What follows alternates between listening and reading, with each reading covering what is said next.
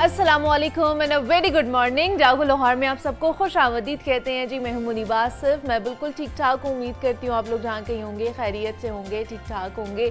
मेरी तरफ से, मेरी पूरी टीम की तरफ से, दुनिया मीडिया ग्रुप की तरफ से आज का दिन, जुम्मे का दिन बहुत बहुत मुबारक हो आपको। अपने लिए भी दुआ किया करें, हमारे लिए भी दुआ किया करें ताकि अल्लाह पाक का जो करम है ना वो हम सब पर बरसता रहे। और ख़ास तौर पर जो आजकल का मौसम जिस तरह का चल रहा है ना, उस हवाले से भी थोड़ी सी बात कर लेनी चाहिए। जो क्लाइमेट चेंज है, थोड़ा सा भी मैं उसके बारे में बात करूंगी। उसके बाद एक प्रॉपर हमारे पास सेगमेंट है जिसके ऊपर हम बात करेंगे क्लाइमेट चेंज के हवाले से। जो मौसमियाती तब्दीलियां हैं जिस वजह से रूनुमा हो रही हैं, उसके हवाले से भी बात करेंगे। और साथ ही साथ उसके जो सॉल्यूशंस हैं, क्या हो सकते हैं, उनको भी हम इन डिस्कशन लेकर आएंगे।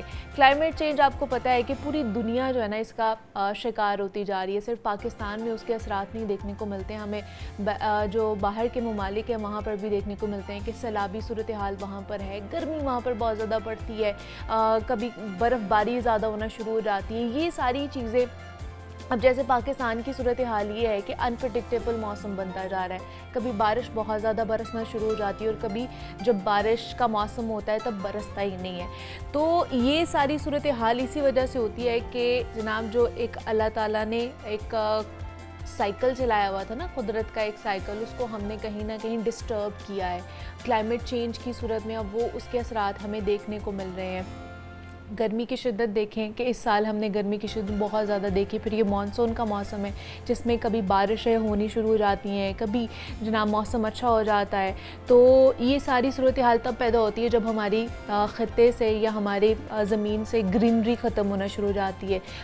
दरख्त जो है ना वो कम होना शुरू हो जाते हैं, जो कि इस क्लाइमेट को, इस मौसम को जो है वो बेहतर बनाने के लिए काम करते हैं। तो उसके ऊपर हम बात ज़रूर करेंगे कि क्या वजह है और किस तरह इसको बेहतर किया जा सकता है। लेकिन अभी हम आगे बढ़ते हैं। इस तरह मैं बात करी थी जनाब क्लाइमेट चेंज के हवाले से। दुनिया के दूसरे मुल्कों की तरह पाकिस्तान को भी माहौलियाती तब्दीलियों का सामना है। एक तो दरख्तों की कटाई है, दूसरा फैक्ट्रियों और गाड़ियों से निकलने वाला धुआं है, और तेज़ी से बनती इमारतें हमारी फ़ज़ा को आलूदा कर रही हैं। बारिशों का निज़ाम जो है वो बिगड़ चुका है, गर्मी में इजाफा होता जा रहा है और सैलाब जैसी आफात ज़्यादा होती जा रही हैं। अब इन हालात में दरख्त और जंगलात हमारी ज़िंदगी बचाने के लिए बहुत ज़रूरी हो चुके हैं।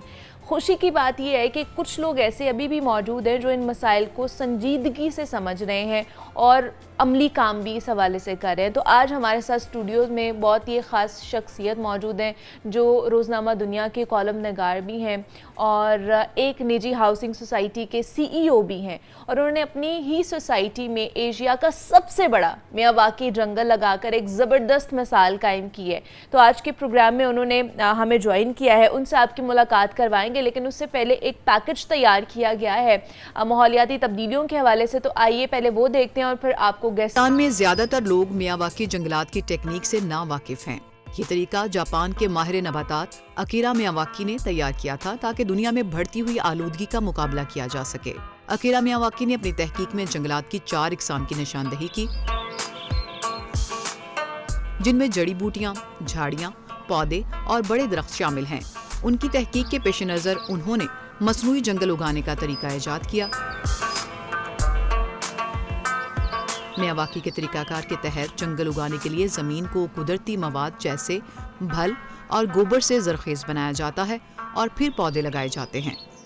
मियावाकी टेक्निक में पौधों की तादाद ज़्यादा रखी जाती है, जिसकी वजह से पौधों के दरमियान हवा और खुराक के लिए सख्त मुकाबला होता है।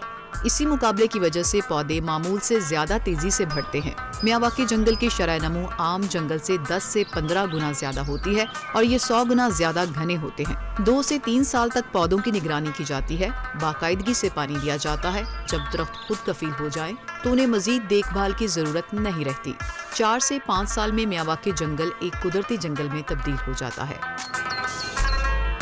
जंगलात हवा को साफ करते हैं, कार्बन डाइऑक्साइड जज़ब करते हैं और ऑक्सीजन पैदा करते हैं, जो ज़मीन पर जिंदगी के लिए ज़रूरी है। बदकिस्मती से पाकिस्तान में जंगलात का रकबा इस मयार से बहुत कम है। वर्ल्ड बैंक की एक हालिया रिपोर्ट के मुताबिक इस वक्त पाकिस्तान का सिर्फ 1.91% रकबा जंगलात पर मुश्तमिल है। गुज़िश्ता 30 सालों में पाकिस्तान में जंगलात का रकबा 76% कम हुआ है।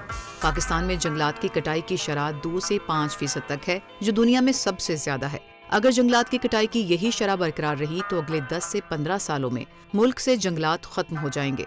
मुल्क में जंगलात के ज़ेरे काश रकबे में इजाफे के लिए हंगामी बुनियादों पर जामे हिकमत अमली के तहत इकदाम की ज़रूरत है। तो ये मियावाकी जंगल के हवाले से एक बड़ी खूबसूरत पैकेज था जो आप लोगों ने मुलाहिज़ा फरमाया है। अभी अपने गेस्ट की तरफ चलते हैं और आपकी मुलाकात कराते हैं। हमारे साथ स्टूडियोज़ में इस वक्त इफ्तिखार अहमद सिंधु साहब मौजूद हैं।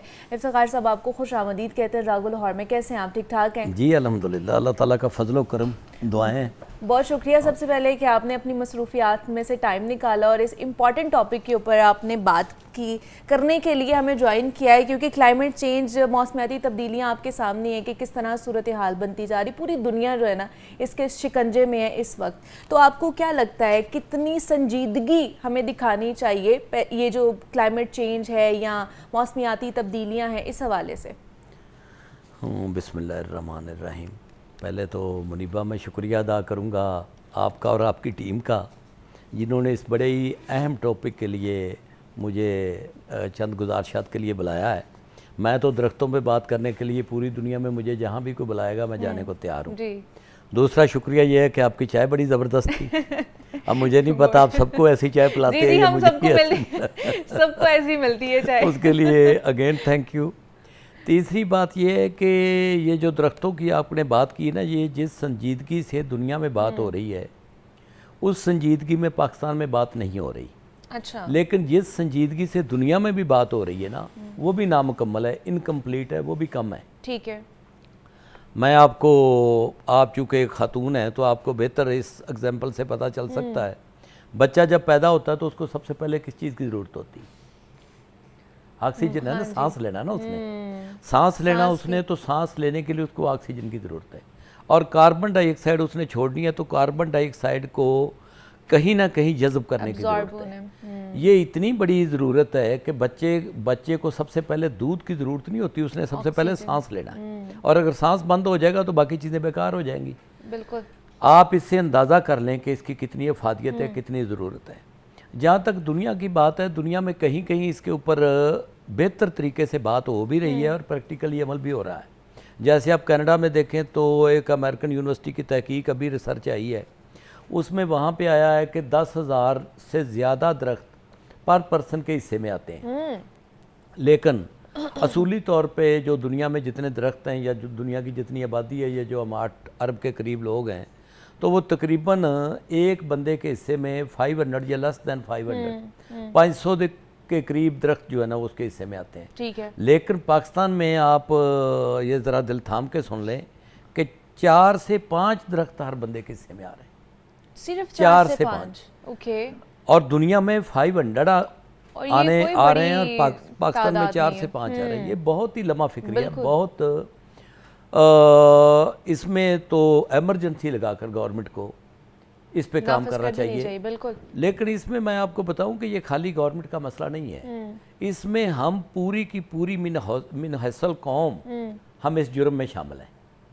ये जो जुर्म हो रहा है ना, आप अंदाज़ा करें कि मैं यहाँ पे 3 साल तक रेवेन्यू कमेटी की डिस्ट्रिक्ट लाहौर का चेयरमैन भी रहा हूँ, तो मुझे एज ए गेस्ट बुला लिया DHA वालों ने। अच्छा। तो वहाँ पे मैंने उनको, वो जो मेरी बहनें हैं और वो सब लोग बैठे थे, तो ज़्यादातर बेग माती थी, तो मैंने उन्हें कहा कि ये आपकी वजह से बेड़ा गर्क हो गया है। ये जो श्रब्स आप लेके आते हो, ये थाईलैंड से मैं लेके आऊँ, मलेशिया से लेके आऊँ, ऑस्ट्रेलिया से लेके, भाई ये कौन सी चीज़ पैदा करते हैं? ये तो सिर्फ ब्यूटी के लिए होते हैं। ब्यूटी के लिए, और ब्यूटी भी क्या, हम वो हमारे वो फंसा हुआ है ना हमारे दिल में, वरना हमारे जो लोकल दरख्त हैं, हाँ जी, ये आप देखें उन्हीं की बढ़ोतरी होती है, वो ऑक्सीजन पैदा करते हैं, वो माहौल दोस्त होते हैं, उनके ऊपर परिंदे आते हैं। DHA पूरे से परिंदे गायब हो गए। अब जाके देख लें। अच्छा, मॉडल टाउन में सूरत हाल बेहतर है। अच्छा। अब वहाँ पे मॉडल टाउन के जो उनके प्रेसिडेंट रहते हैं मियाँ साहब, वहाँ पे बहुत एफर्ट करते हैं क्योंकि उन्हीं की काबिज से बहुत वहाँ पे अच्छा जी जी। लेकिन DHA का तो सत्यानाश हो गया। आप जाके देख लें, वहाँ पे कोई परिंदा नहीं है। अब आपको क्या लगता है कि जो नई नई टेक्नोलॉजीज़ आ रही हैं, थोड़ा सा उसके हवाले से भी बात कर लेते हैं। अब जैसे मियावाकी जंगल का एक पूरा हमने ये देखा भी है, पैकेज भी देखा है कि किस तरह जो सोसाइटी है आपकी, वहाँ पे इनिशिएटिव लिया गया है। कैसे ख्याल आया और इस चीज़ को किस तरह आपने प्रमोट किया, अडेप्ट किया कि ख़ासतौर पर मियावाकी जंगल की तरफ जाया जाए? पहले तो मैं आपको बताऊं कि मैंने इस पे सबसे पहले तो बंदे के अंदर रियलाइजेशन आती है हाँ। कि यार ये बड़ा गलत हो रहा है। वो मेरे अंदर भी थी स्टूडेंट टाइम से। मेरे वालिद साहब भी बड़े दरख्तों को बहुत लाइक करते थे, बहुत पसंद करते थे। ज़मींदार फैमिली से हमारा ताल्लुक़ है। लेकिन उसके बाद मैंने सोचा कि ये खाली कुड़ते रहने से या खाली बातें करने से तो कुछ नहीं होता ना। बिल्कुल। फिर मैंने कहा कि वो कहते हैं ना कि जब तक आप कोई स्टेप नहीं लेते उस वक्त तक बेकार बातें होती हैं। बिल्कुल। अब थ्योरी जितनी मर्जी आपके पास बहुत अच्छी है, आप लेके बैठे रहें। तो मैंने कहा कि कुछ ना करने से कुछ बेहतर है कि शिकवाए जुल्म ते शब से तो कहीं बेहतर है कि हर एक अपने हिस्से की क्षमा जलाता जाए। बिल्कुल। मैंने वो अपने हिस्से की क्षमा जलाने के लिए मैंने यहाँ पे पहले मैंने बॉर्डर पे ज़मीन ली थी, वहाँ पे मैंने कोई तकरीबन 20,000 से ज़्यादा दरख्त लगाए थे। अच्छा। फिर उसी तजर्बे को मैं यहाँ पे लेके आए। ये एक अल्लाह भला करे डॉक्टर मियावाकी साहब थे जापान में। जब वहाँ पे वो आया ना, जो बहुत बड़ा तूफान आता सुनामी जिसको हम कहते हैं, तो जो जापानी लोग हैं ना वो बड़े ट्रीज लवर लोग हैं, दरख्तों को बहुत ज़्यादा पसंद करते हैं। वैसे तो वेस्टर्न वर्ल्ड को हम बहुत कॉपी करते हैं, ये जून जुलाई अगस्त में भी हम 3 पीस सूट के पहन के बैठे होते हैं वहाँ पे, लेकिन उनको हम ये कॉपी क्यों नहीं करते? अच्छी चीज़ कॉपी नहीं करते। अच्छी चीज़ हम कॉपी नहीं करते, उनकी बुराइयाँ हम फटाफट ले लेते हैं, लेकिन उनकी अच्छाइयाँ हम नहीं लेते। मैंने उसके बाद ये देखा कि मुझे ये खुद अच्छा, उन्होंने जो तकनीक ईजाद की, होता ये है कि 15 से 20 फुट के फासले पे एक दरख्त लगता है। सही है। 1 एकड़ में 150 से 200 दरख्त लगते हैं। अच्छा। अब उन्होंने, और वो बड़ा आहिस्ता आहिस्ता आहिस्ता बढ़ते हैं, नाजो नम में होते हैं ना, लाडले होते हैं, जिस तरह लाडला बच्चा होता है कि मुझे क्या मसला है, इधर से हवा भी आ रही है, नीचे से ज़मीन भी फालतू है, खुराक भी फालतू है, बड़े मस्त होते हैं। आहिस्ता आहिस्ता 1 साल में 1 फुट उनका कद बढ़ गया। ओके। उन्होंने सोचा कि ये जंगल बर्बाद हो गए जापान में, तो उन्होंने क्या ऐसी तकनीक ईजाद की, वो PhD थे बॉटनी में, तो उन्होंने 1 एकड़ में 10,000 दरख्त, 10,000 दरख्त लगाने का एक मेथड ईजाद किया। सही है। इस पे उन्होंने एक्सपेरिमेंट किया। वहाँ पे जापान में उन्होंने दरख्त लगाए। ये इनकी बढ़ोतरी बहुत ज़्यादा होती है क्योंकि इनको सर्वाइवल थ्रेट रहता है। जब उसको हवा नहीं मिलेगी, अब आप देखें कि 1 एकड़ में 200 दरख्त बड़े मौज से बैठे हुए हैं। यहाँ पे 20 बंदों का खाना हो, 5 बंदे खाने वाले हों, वो बड़े आराम आराम से कभी एक चीज़ ले ली कभी दूसरी। अगर 100 बंदा हो और खाना हो 50 बंदों का, तो वो तो टूट पड़ेंगे उसके ऊपर के। वो उसकी वजह से ये उन्होंने टेक्निक ईजाद की कि इसमें डिफरेंट काइंड्स के जो दरख्त हैं, बहुत सारी किस्मों के, आप मिला के मिक्स करके, उसमें शरब्स भी होती हैं, उसमें आप लगा देते हैं। अब उनके लिए मसला आ जाता है सर्वाइवल थ्रेट का, कि अगर हम ऊपर नहीं बढ़ेंगे तो हवा नहीं मिलेगी, नीचे जड़ नहीं जाएगी, तो नीचे से अब हमें पानी नहीं मिलेगा, नीचे से हमें खुराक नहीं मिलेगी। ये एक ऐसा मेथड है कि मैंने ये सबसे पहले 1 एकड़ पे अप्लाई किया, 8 कनाल पे। जब मैंने 8 कनाल पे अप्लाई किया तो अल्हम्दुलिल्लाह 2 सालों में इतना बड़ा हो गया कि वो कोई 20 फुट तक दरख्त चले गए 2 सालों में। तो फिर मैंने ये अब हमारे पास अल्हम्दुलिल्लाह एशिया का सबसे बड़ा मियावाकी जंगल है और ये 110 कनाल के ऊपर है। सही है। ठीक अच्छा है। वो इसमें हमारे जो दरख्त हैं लगे हुए हैं, वो आप अंदाज़ा कर लें कि 1.5 लाख दरख्त है। आप 1.5 लाख दरख्त लगाएं, वैसे अगर प्रॉपर वो जो दूसरा हमारा देसी तरीका होता था तो उसके लिए आपको मीलों तक ज़मीन चाहिए। लेकिन इसके लिए इनकी देखभाल किस तरह की जाती है? फिर इनके वो लिए कोई स्पेशल टेक्निक होती है? स्पेशल मेथड है। सबसे पहले तो मैंने उनसे रब्ता किया, उन्होंने मेरे से बड़ी पैसे ज़्यादा मांगे। उन्होंने कहा जी 10 लाख रुपए पर एकड़ के हिसाब से, पर कनाल के हिसाब से हम आपसे चार्ज करेंगे इसकी टेक्निक बताने के लिए। अच्छा। मैंने यूट्यूब खोली, आज सोशल मीडिया का दौर है, मैंने 2-3 वीडियोस देखी, वो मैंने उनको ट्रांसफ़र किया उर्दू में ये क्या कह रहे हैं, जापानियों की और इर्द गिर्द। ठीक है। तो मैंने वो खुद लगाना शुरू किया। इसके लिए सबसे पहले आपको ज़मीन तैयार करनी पड़ती है।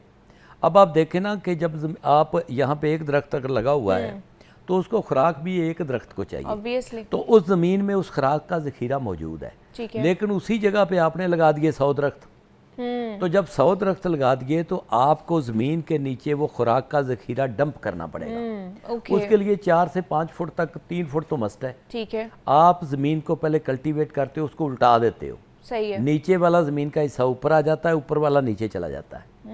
उसके बाद उसमें मुख्तलिफ किस्म के यानी गोबर, खादें, तमाम किस्म की और बहुत सारी किस्म के आप वेस्टेज डालते हो, यानी ये जो आपकी चीनी बनती है इसका वेस्टेज आप डालते हो, आपके ये किन्नो शिनो जो उसमें ख़राब होते हैं वहाँ पे आपकी मंडियों में वो आप ला के डालते हो, मुख्तलिफ़ किस्म के केमिकल डालते हो, मुख्तलिफ़ किस्म के पत्ते डालते हो, हम छांगा मांगा से लेके आते रहे।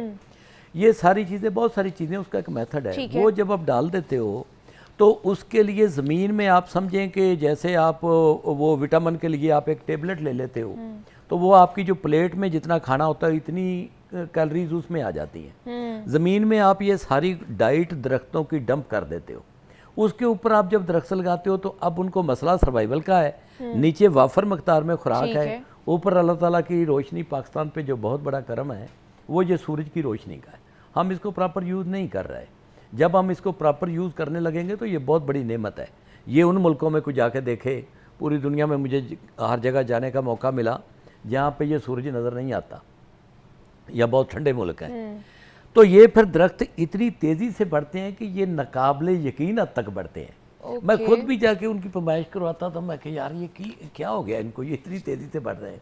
तो आप वहाँ पे खुद जाके आपने देखा है, आपने जी, वो पूरा जंगल की सूरत इख्तियार कर गए बनाई है, तो उसमें जाएं आप जाके उसके अंदर, अच्छा वहाँ से खुशबू आती है। ठीक है। जो एक और बात है, ये दरख्तों पे तो हम बात करेंगे, दरख्त कितने ज़रूरी हैं, ये जितनी आपके लिए, देखिए सांस के बगैर तो बंदा जिंदा नहीं रह सकता, तो सांस लेने के लिए दरख्त ज़रूरी हैं। लेकिन इसका मैं एक और बात आपको बताऊं, ये जो आपके परिंदे हैं, ये जो डिप्रेशन इतना बढ़ गया है, डिप्रेशन को कम करने के लिए आपको परिंदों की आवाज़ें चाहिए, परिंदों को खाने के लिए कुछ चाहिए। आपने क्या काम किया है कि आपने शहरों में से तमाम फलदार दरख्त काट दिए और काट के उसको आपने वो वहाँ पे श्रब्स और कोनों टाइप के वो अजीब से दरख्त लगा दिए, उसके ऊपर बेचारा परिंदा आएगा तो बैठ ही नहीं सकता। बिल्कुल ऐसे ही। मैंने वहाँ पे बागात भी लगवाए हैं, मैंने अमरूद के भी कोई वहाँ पे कोई मेरा ख्याल कोई 2000 के करीब पौधे लगवाए हैं, मैंगो लगवाए हैं, वहाँ पे हर किस्म का फल है।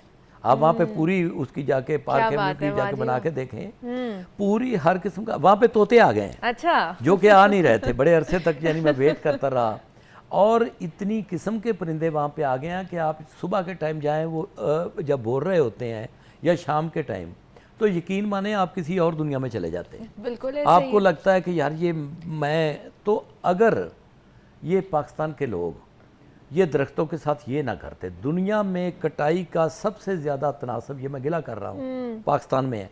हम काटते चले जा रहे हैं, काश्त कर नहीं रहे। मैंने इस सारी चीज़ों को देखते हुए मैंने कहा यार मैं तो स्टेप लूँगा। लेकिन सिंधु साहब, ये जो है तो ये मसनूई ही ना, ये जो दरख्त हैं या ये अगर हम पौधे लगा रहे हैं, तो क्या आपको लगता है कि ये मसनूई पौधे जो हैं ये कुदरती पौधों की या दरख्तों की जगह ले सकते हैं आने वाले दिनों में? देखें, मैं आपको बताऊं, दरख्त तो वही होता है। हाँ। अब आप उसको गमले में लगाएं, उसको ज़मीन में लगाएं। अंग्रेज़ आए, उन्होंने 12,000 एकड़ पे आपका छंगा मंगा जंगल लगाया। आज तक हम काट काट के उसको हमने अल्हम्दुलिल्लाह हमने उसको ख़त्म कर दिया।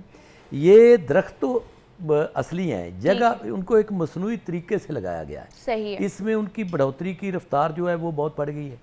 इसमें आप एक ही जगह पे बहुत ज़्यादा दरख्त लगा सकते हैं। वहाँ पे आप इसके अंदर जाएं तो ये टेम्परेचर जो है ना वो 2 से 3 डिग्री सेंटीग्रेड तक टेम्परेचर गिर जाता है। ओके। इसके अंदर अभी तो आगे जाके मेरा रेस्टोरेंट बनाने का भी प्रोग्राम है कि इसके अंदर एक रेस्टोरेंट हो जो दरख्तों के दरमियान लोग बैठ के। सही है। अभी आपने जिस तरह क्लाइमेट चेंज की बात की, देखें ये हमारे लिए लाइफ थ्रेट आ गया है। आपने देखा एकदम बादल फटता है, बिल्कुल, एकदम बारिश हो जाती है, एकदम खुश्की आ जाती है, पानी आपका ज़मीन के अंदर नीचे से नीचे जा रहा है। लाहौर की जो वाटर लेवल की सतह है वो इतनी नीचे जा चुकी है कि अब आप आम नलका नहीं लगा सकते, आपको मोटर लगानी पड़ेगी। अच्छा, किसी ज़माने में आप 20, 30, 40 फुट पे जाते थे, नीचे पानी आ जाता था। अब आपका पानी का लेवल नीचे जा रहा है। ये किस वजह से हो रहा है? दरख्तों के ना होने की वजह से। भाई जब दरख्त नहीं होंगे, ये बारिशों का जो आपका अनयूजुअल सा एक बन जाता है, इसको कंट्रोल कौन करता है? दरख्त करते हैं। खूबसूरती में दरख्त इजाफा करते हैं। आप देखें, ये जेवर होते हैं। आप किसी सड़क पे जाएं जिसके पे दरख्त लगे हुए हैं, आपको डिप्रेशन नहीं होगा, आपको सफ़र भी फील नहीं होगा। लेकिन अब जैसे आप लाहौर में भी रहते हैं, सारा काम भी कर रहे हैं, पूरी दुनिया भी फिर के आए हैं, तो लाहौर के जब लोगों से आप मिलते हैं या पाकिस्तान के किसी भी कोने में जाते हैं, वहाँ पे लोगों को मिलते हैं, तो लोगों को इदराक है कि ग्लोबल वार्मिंग है क्या और उसके लिए हमने करना क्या है? नहीं, बिल्कुल नहीं है। I am very sorry to say, मैं यूनिवर्सिटियों में भी गया हूँ। अभी रिसेंटली मैं ये इंजीनियरिंग यूनिवर्सिटी में गया था।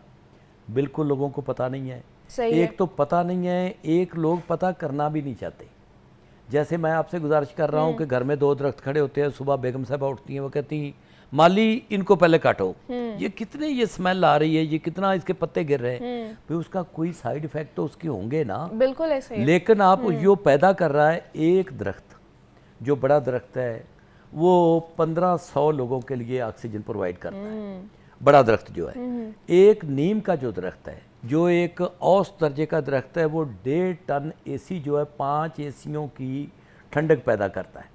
आप देखें कितनी तलखी सी हो जाती है मौसम में, जब कभी बड़ों से पूछें, यानी हम तो बड़े ही हैं ना, और हमसे भी जो बड़े हैं उनसे पूछें, वो कहते हैं यार ये लाहौर में इस तरह का मौसम नहीं होता। बिल्कुल ऐसे आप ही पूछ है, के हाँ देख जी, लें, अपने हाँ कोई जी। बड़े किसी से पूछें तो वो आपको बताएंगे कि यार लाहौर में ये जिस तरह की अब ये अजीब चुभन सी, अजीब ये घुटन सा होती, ये पहले नहीं होता था।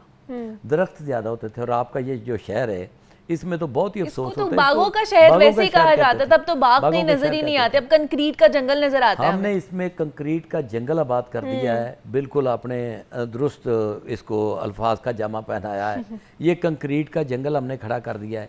इसमें इतनी गैसें निकलती हैं, जब सूरज की शुआएं इसके ऊपर पड़ती हैं, ये जो कंक्रीट हम लगाते जा रहे हैं, और ख़ास तौर पे ये जो असफाल्ट है, काले रंग की सड़क ये जो हम बनाते हैं, ये जब इसके ऊपर सूरज की शुआएं पड़ती हैं तो डिफरेंट तर्ज की गैसें निकलती हैं इसमें सही से। है। ये जो सांस की तकलीफ़ें हो रही हैं लोगों को, ये जो बहुत सारी मतली सी होने लगती है, लोगों को नोज़िया फील होता है, लोगों की तबीयत ख़राब होती है। आपके हॉस्पिटल वीरान हो जाएं अगर आप अपने मुल्क को दरख्तों से आबाद कर दें। बिल्कुल ऐसे। ये मल्टीपल पर्पज़ है इसका। मुझे अपना एक मरतबा उन्होंने कहा जी 3 घंटे में आप इसके ऊपर पूरा बता दें कंप्रीहेंसिव, तो मैंने कहा 3 घंटे क्या, इसके ऊपर तो 300 घंटा भी बोला जा सकता है। ये आपके पानी के फ्लड को ये रोकते हैं, आपकी सीपेज करके अंदर पानी ज़मीन के अंदर लेके जाते हैं, जो आपका साइकिल है बादलों का उसको कंट्रोल दरख्त करते हैं, उसको कंट्रोल करके ये जो क्लाइमेट चेंज की आपने बात की। जी जी। आगे जो मौसम भी आने वाला है, आपको पता है कि स्मॉग का भी सीजन आने वाला है, ये 2-4 महीने ही है, और उसके बाद फिर वही सूरत हाल शुरू हो जाएगी। तो अभी भी हमारे पास टाइम है कि हम ज़्यादा से ज़्यादा दरख्त लगाएं। इवन दो कि हम मियावाकी मेथड की तरफ भी जा सकते हैं, जो कि कम टाइम कंज्यूम करते हैं। अब आपको इसी की तरफ ही जाना पड़ेगा। देखें ना, आपके पास रकबा कम है तो आप क्यों वो पुराने मेथड घर पे इस्तेमाल लगा करें? सकते हैं सर वैसे ही जी, मियावाकी जो दरख्त है घर पे लगाया जा सकता है। 100% घर पे। ज्यादा आप एक्सपेंसिव मेरे- तो नहीं है, आप मतलब मेरे एक घर- आम बंदा ये कहता है ना कि ज्यादा एक्सपेंसिव ना हो और उसके ऊपर खर्चा ज्यादा ना आए। मैं आपको बताता हूँ, आप मेरे घर में आए, मैंने अपने घर में भी मैं बाकी जंगल लगाया हुआ है। सही है। गो बीवी मेरी ने कई मरतबा लड़ाई की है कि इसमें से कुछ चीज़ निकल आएगी, लेकिन मैंने कहा नहीं, कुछ नहीं निकलेगा। मैंने कहा खुशबू देखो, कोई खर्चा नहीं है। ठीक है। आप देसी दरख्त लगाएं, ज़मीन को जो घर पे लगाना चाहता है ना वो मुझे बताए, मैं उसको बता दूंगा कि मैं उसको प्रोवाइड भी कर दूंगा, मैं दरख्त भी प्रोवाइड कर दूंगा। हमारी नर्सरी हम फ्री ऑफ कास्ट वहाँ पे दरख्त देते हैं, हम वो मैं उसको प्रोवाइड भी कर दूंगा। सही है। मेरे एक दोस्त थे, उन्होंने मुझे कहा कि कुछ 4 एकड़ का उनका लॉन था, इसका फार्म हाउस का। अच्छा। तो उन्होंने मुझे कहा कि मैं इसकी लैंडस्केपिंग करना चाहता हूँ। साहब का MS थे सर्विसेज हॉस्पिटल के। तो मैंने कहा सर क्यों करते हैं आप? कहने लगे क्या करूँ? मैंने कहा इसके अंदर पगडंडियाँ बनाएं और इसमें जंगल लगाएं। अच्छा। वो कहने लगे अच्छा। कई दिनों की बहस हो तमीज़ के बाद वो कहने लगे ये मैं वाकई तो मैं नहीं लगाऊंगा, क्योंकि ये तो बहुत घना हो जाता है, लेकिन मैं उसमें आपके कहने पे बाग लगा देता हूं। बाग लगा देता हूं। उन्होंने सही बाग है, लगा ठीक दिया। है। अल्हम्दुलिल्लाह अब वो बाग तैयार है, और वो खुद मुझे कहते हैं कि मैं अपने तमाम दोस्तों को यहाँ से मैंगो भेजता हूँ। क्या बात है। देखिए ये रास्ता होता है जो आपने किसी के लिए हमवार करना होता है। तो इफ्तिखार साहब क्या आखिरी पैगाम क्या देना चाहेंगे हमारे देखने वालों को? मैं यही गुजारिश करना चाहूँगा पूरे अपनी पाकिस्तान की आवाम से कि प्लीज़ अब गवर्नमेंट की तरफ ना देखें, जिसके पास जितनी भी जगह है वहाँ पे दरख्त लगाएं। सही है। ये आपके बच्चों का फ्यूचर है। ये जब आपने अपना अगर पाकिस्तान में मैं आपको बताऊं कि 25% के करीब जंगल लग जाए रकबे के ऊपर, तो पाकिस्तान का माहौल ही चेंज हो जाएगा। आपके आधे AC उतर जाएंगे। ये जो आपको पता है, क्योंकि अब आपको ज़रूरत दरख्तों की और बढ़ रही है। उसकी वजह आबादी बढ़ती जा रही है, गाड़ियाँ बढ़ती जा रही हैं, धुआं बढ़ता जा रहा है, AC बढ़ते जा रहे हैं। AC आपका जो है वो आप बेसिकली आप एक टेंट में रहते हैं, दुनिया एक टेंट है। उस दुनिया में जितने ज़्यादा एसी लगते जा रहे हैं, अब कुछ एरिया में तो ठंड हो गई, तो उनकी गर्मी किधर जा रही है? Obviously. आप बाहर जाके देखें ना, यहाँ पे ये एसी चल यहाँ पे रहे तो ठंड है, हैं, ये देखें इनकी बाहर जो हवा गर्म है वो तो कहीं जा रही है ना। आपकी कार्बन डाइऑक्साइड जो मोनोऑक्साइड जो इतनी मिथीन टाइप जो इतनी खतरनाक गैसें हैं जिनका अखराज हो रहा है, ओजोन का क्या हाल हो गया है, उसको सिर्फ और सिर्फ कंट्रोल दरख्त कर सकते हैं। तो खुदारा अपनी आने वाली नस्लों पर रहम करें और ज़्यादा से ज़्यादा दरख्त लगाएं जितने भी पॉसिबल है। जहाँ भी खाली जगह देखें, मैंने रेलवे लाइन के साथ खाली जगह देखी, मैंने दरख्त बगैर परमिशन के लगा दिए हैं। मैंने कहा ठीक है यार, जितने भी बड़े होंगे होंगे, तो ये दरख्तों की तरफ आएँ, ये आपका फ्यूचर सेव करेंगे, वरना आपका फ्यूचर जो है वो सेफ नहीं हो सकता। वो सेफ नहीं होगा। जिस आलूदा हवा में हम सांस ले रहे हैं, वही फिर हमारी आने वाली नस्लें मजबूर होंगी कि वो इससे भी और ज्यादा आलूदा। आप हवा का इंडेक्स यहाँ का देख लें और बाकी दुनिया का आप चेक कर लें। अब तो आपको गूगल के ऊपर मिल जाता है, एक क्लिक पे आपको हर चीज मिल जाती है। तो इफ्तिखार अहमद सिंधु साहब हमारे साथ मौजूद है। इफ्तिखार साहब, बहुत शुक्रिया आपके वक्त का कि आप आए, आपने हमें टाइम दिया और मियावाकी मेथड है क्या, किस तरह हम लोग इसको यूज कर सकते हैं। जंगलात के हवाले से हमने बात की, क्लाइमेट चेंज के हवाले से हमने बात की है। ब्रेक लेते हैं, यहाँ पे मिलते हैं इस ब्रेक के बाद।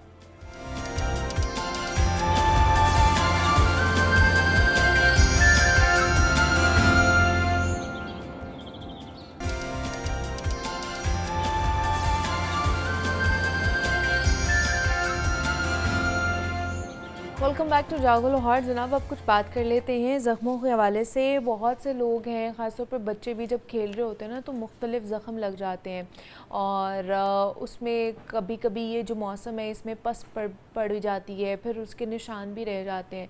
फिर समझ नहीं आती है कि हम घर पे क्या ऐसे नुस्खे हैं जो कि कर सकते हैं जो कि ज़ख्मों को जो है ना जल्दी ठीक कर सके। तो उस पर आज हमने बात करनी है कि ऐसे कौन से घरेलू नुस्खे हो सकते हैं जो हम घर में ही परफॉर्म कर सकते हैं। उसके लिए हमने आज दावत दी है। हकीम अताउर रहमान साहब हमारे साथ स्टूडियोज़ में मौजूद हैं। आपसे मुलाकात कराते हैं हकीम साहब की। हकीम साहब, आपको खुश आमदीद कहते हैं जागो लाहौर में। कैसे हैं आप? ठीक ठाक हैं? जी अल्हम्दुलिल्लाह। हकीम साहब, आज हमने बात करनी है ज़ख्मों को ठीक करने के हवाले से कौन कौन से हमारे पास देसी नुस्खे या फिर हिकमत में उसके हवाले से कौन कौन सी चीज़ें हैं, रेमेडीज़ हैं, वो हमने बात करनी है आज। जी बिस्मिल्लाहिर्रहमानिर्रहीम। बेसिकली ज़ख्म दो किस्म के होते हैं। एक होते हैं आउटर स्किन स्क्रैचेस और एक होते हैं इंटरनल वाउंड, जिसे हम जैसे गहरे ज़ख्म कहते हैं, जिसमें स्टिचेस भी लगते हैं, जिसमें ऑपरेशंस होते हैं, या जिसमें शुगर के कुछ वाउंड ऐसे हैं जो जिसमें बहुत गहरा ज़ख्म बन जाता है। अच्छा, जो आम घरों के अंदर बच्चे गिर जाते हैं साइकिलों से रोड के ऊपर, तो उसमें तो सबसे पहले तो इमीडिएट बेस पे टेटनस का इंजेक्शन कंपलसरी है। चूँकि बाहर नहीं पता कि जिस इलाके में हम रह रहे हैं वहाँ आपको पता है घोड़ों की लिद वगैरह होती है, उससे एक बड़ी बीमारी पैदा होती है, फंगस की बीमारियाँ पैदा होती हैं। अच्छा। कहीं लोहा लग जाए तो उससे बड़ी इन्फेक्शन पैदा होती है। तो पहले तो इमीडिएट बेस पे जो इंजेक्शन है उसको लगाया जाए। ठीक है। दूसरा, फर्स्ट रेमेडी के तौर पे हमारे यहाँ तिब के अंदर अल्हम्दुलिल्लाह अच्छा एक बहुत बड़ा अलमिया ये है कि जैसे ही कोई चोट लगती है ना, घरों के अंदर पायोडीन लगाना शुरू कर देते हैं, या ये जो है जिसको हम कहते हैं डिटॉल, उससे धोना शुरू कर देते हैं। ये बहुत ख़तरनाक चीज़ है। अच्छा। जैसे आप देखें, जब आपका ज़ख्म है उसके ऊपर आप पहले वहाँ पे जो बैक्टीरियाज हैं वो पैदा हो रहे हैं, और वहाँ पे आप आके जब कोई ऐसी चीज़ लगाते हैं, तेज़ाब लगाते हैं, तो बर्निंग बढ़ जाती है। हाँ, जब बर्निंग सेंसेशन बढ़ती है, जो हमारी हीलिंग का प्रोसेस है वो स्लो हो जाता है। तो वहाँ ज़ख्म पेंडिंग हो सकता है, लंबा हो सकता है दुरुस्तगी में उसका। तो अच्छा, वहाँ हमारे पास तिब के अंदर बड़ी कामयाब चीज़ है। मिसाल के तौर पे घरों के अंदर ही बना के रखें ये चीज़। जब बच्चे छोटे आपके घरों में है ना, तो आप ये रेमेडी एक मैं बड़ी अच्छी बता रहा हूँ। मिसाल के तौर पे 100 ml ले लें सरसों का तेल, ठीक है, और 50 ग्राम जो है ना वो ले लें प्याज, अच्छा, और 1 चम्मच जो है ना हल्दी का पाउडर।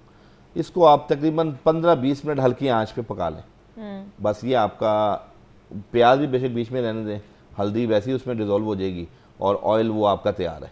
अच्छा। आप यकीन कीजिए कि कोई बच्चा गिर जाता है, उसको स्क्रैचेस आते हैं, आप फौरी तौर पे एज अ लोकल एप्लीकेशन उसकी हल्का सा, पहले तो आप हल्के हाथ से पायोडीन से साफ साफ करें। करना हमारे यहाँ एक लोग क्या करते हैं, पायोडीन से साफ करने के बाद पायोडीन से डिप करके पट्टियों पर रख देते हैं exactly. और वो खतरनाक है। ओके पायोडीन से आप हल्का साफ करने के बाद वो जो मैंने ऑइंटमेंट बताया ऑयल का, वो ऑयल आप बताया। उसको हल्के हाथ से लगा दें। तो वो तो नहीं चुभेगा, ना मतलब जो ना प्याज हमने डाला है। ना सरसों का तेल बेहतरीन एंटीसेप्टिक होता है। ओके। और प्याज जो है वो जब आप तेल में उसको बर्न करते हैं ना, तो वो उसकी जो तलखी है, तेजी है, वैसे ही खत्म हो जाती है। ओके ठीक है। और तीसरे नंबर पे जो हल्दी है वो एंटी इन्फ्लेमेटरी प्रॉपर्टीज है, क्योंकि जैसे ही कहीं जख्म होता है ना, वहाँ इन्फ्लेमेशन हो जाती है। अच्छा, एक टेक्निकल चीज और बता दूं आपको, जो हमने बहुत अपने मुशाहदात में देखा है। चोट लगी है, टखने से ऊपर लगी है या घुटने से नीचे या घुटनों की हदूद में, अमूमन जब आप गिरते हैं तो इन्हीं लोकेशंस पे लगती है। पाँव के निचले हिस्से में वही तेल आपने जहाँ पे चोट लगी है उस चोट से तकरीबन एक हाथ ऊपर और एक हाथ नीचे या उंगलियों के जो दरमियान का हिस्सा है वहाँ पे भी वो ऑयल आपने हल्के हाथ से मलना है, जस्ट लाइक। अच्छा। पाँव की उंगलियां, ओके। जिस पाँव में चोट लगी है उस पाँव की उंगलियों के दरमियान में आपने हल्के हाथ से उस ऑयल को मलना है। और दूसरा घुटना है, अगर घुटने से नीचे लगी है तो ये घुटनों के ऊपर और ये इसकी बैक साइड पे भी वो तेल मलना है। ये एक ऐसी हिकमत है इसके अंदर कि जब आपकी ब्लड सर्कुलेशन फास्ट होती है तो जख्म बहुत जल्दी मनमल होता है, हील होता है। ओके। यानी एक टेक्निकल चीज है ये, बड़ा एक हम देखें, हमने उस चीज को और आप देखेंगे कि ये जख्म कुछ घंटों बाद वहाँ की पेन भी रिलीफ हो जाएगी और वहाँ लुब्रिकेशन रहेगी, क्योंकि बाद का ड्राइनेस की वजह से भी जख्म स्टिफनेस अकड़ जाता है और दर्द करता है। तो ये हमारा जो चीज़ है ना, ये बड़ी बेहतरीन चीज़ है और ये घरों में इसका जो है ना इसका इस्तेमाल किया जा सकता है। क्या ऐसा भी हो सकता है कि देसी नुस्खों से किया जाने वाला जो इलाज है वो आपको किसी एलर्जी की साइड पे भी ले जाए, एलर्जी का बायस भी बन जाता है? बिकॉज बहुत से लोग कहते हैं जी हम अगर इस तरह के कोई मामलात या इस तरह के टोटके या देसी नुस्खे करते हैं तो हम एलर्जी को हो जाते हैं, एलर्जी होना शुरू हो जाती है हमें। देखें, दो चीज़ें होती हैं। पहली चीज़ ये है कि जब आपके जहन में ये होता है कि मैं अब देसी दवाई खा रहा हूँ कहीं मुझे रिएक्शन ना हो जाए, तो जैसे ही आपका सोच है, जैसा आपका गुमान है, वैसे ही मामला होता है। आप हर्बल मेडिसिन जो भी मैंने बताई हैं, देखिए इनके तमाम के रेफरेंस आजकल गूगल पे मौजूद है। कोई ऐसी जो चीज़ नहीं है। सरसों के तेल से क्या साइड इफेक्ट होगा? जैतून का तेल जिसका कुरान में जिक्र है, जो शफा कुन फल है, यानी उसको ये भी कहा गया है कि इसको खाओ भी, इसको पियो भी, इसको लगाओ भी, इसमें शिफा है। इसी तरह नीम के पत्ते हैं, हमने कोई केमिकल तो दिया नहीं, हमने कोई स्टेरॉइड्स तो दिया नहीं, हमने कोई ऐसा चीज तो दी नहीं जिसमें कोई नुकसान का पहलू हो। मैंने जितनी भी चीजें बताई हैं ये किचन रेसिपी हैं और तमाम जो बैरूनी साइड इफेक्ट्स हैं उनसे मुबर्रा है। तो ये लोगों की सोच है। मैंने फिर वही बात बताई है कि जो हमारे पास लोग आते हैं जो पूरे एतमाद से आते हैं ना कि हम ठीक होंगे, वो 100% ठीक होके जाते हैं। जो हाफ हार्टेड होके आते हैं तो वो उसी तरह हाफ हार्टेड वापस जाते हैं। तो इसलिए अपने यकीन को, एतमाद को मुस्तनद लोगों पे कायम दायम रखें ताकि आपको रिकवरी के लिए आसानी हो। ठीक है जी। कि घरों में किस तरह अगर कोई ज़ख़म लग जाता है, कोई कट लग जाता है, जल जाता है, तो उसके लिए क्या घर में ऐसे देसी नुस्खे हो सकते हैं जो जिनका इस्तेमाल किया जा सकता है? हकीम अताउर रहमान साहब हमारे साथ मौजूद थे। हकीम साहब बहुत शुक्रिया आपके वक्त का। जनाब, कुछ अब सेहत के हवाले से बात करते हैं। आज दुनिया भर में फेफड़ों के कैंसर का आलमी दिन मनाया जा रहा है और जिसका मकसद इस जानलेवा बीमारी के बारे में आगाही फैलाना है, बर वक्त तशख़ीस और बचाव पर जोर देना है। पाकिस्तान में फेफड़ों का कैंसर तमाम कैंसर्स का तकरीबन 10.6% बनता है, जबकि कैंसर से होने वाली अमवात में 12.3% सिर्फ इसी कैंसर की वजह से होती हैं।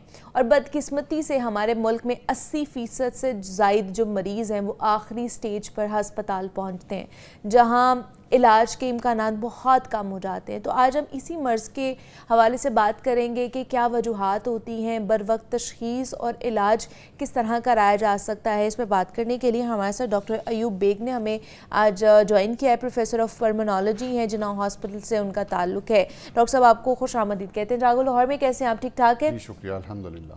डॉक्टर साहब, आज लंग्स कैंसर डे मनाया जा रहा है, तो जिस तरह मैंने बात की कि बाकी कैंसर्स में इसकी सबसे ज़्यादा रेशो है जो पाई जाती है दुनिया भर में भी और पाकिस्तान में भी अगर देखा जाए, और अमवात भी इसमें ज़्यादा हो रही है लोगों की, तो क्या वजह है कि लंग्स कैंसर की वजूहात क्या हैं, कॉजेज़ क्या हैं?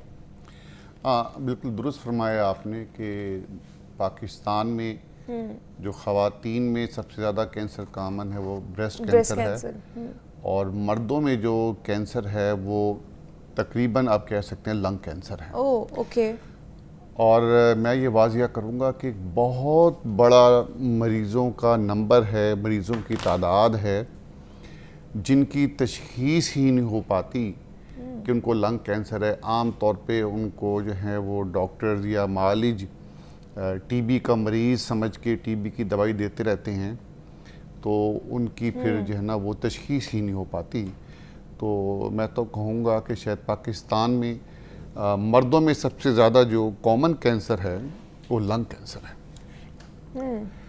अब इसकी तशख़ीस क्यों नहीं हो पाती? इसकी तशख़ीस करना बहुत मुश्किल काम है, उसमें बहुत ज़्यादा वसाइल दरकार हैं और बहुत ज़्यादा ऐसे अहम हमें इंस्ट्रूमेंट चाहिए उसके लिए, जो कि हर हॉस्पिटल में और तमाम डॉक्टर के पास ना मौजूद होते हैं और ना उन्हें इस्तेमाल करना आता है। और हमारे चूँकि टीबी भी बहुत कॉमन है पाकिस्तान में, तो अमूमन जो मालिज हैं वो टीबी समझ के उसका इलाज करते रहते हैं। मतलब दोनों के बहुत साइंस एंड सिम्टम्स सेम है, मैच करते हैं। मिलते हुए देखें, एक्सरे के ऊपर निशान आना, ओके। आपके फेफड़ों में पानी पड़ जाना, हाँ। या खून, खांसी के साथ खून आना और वज़न का कम होना। ठीक है।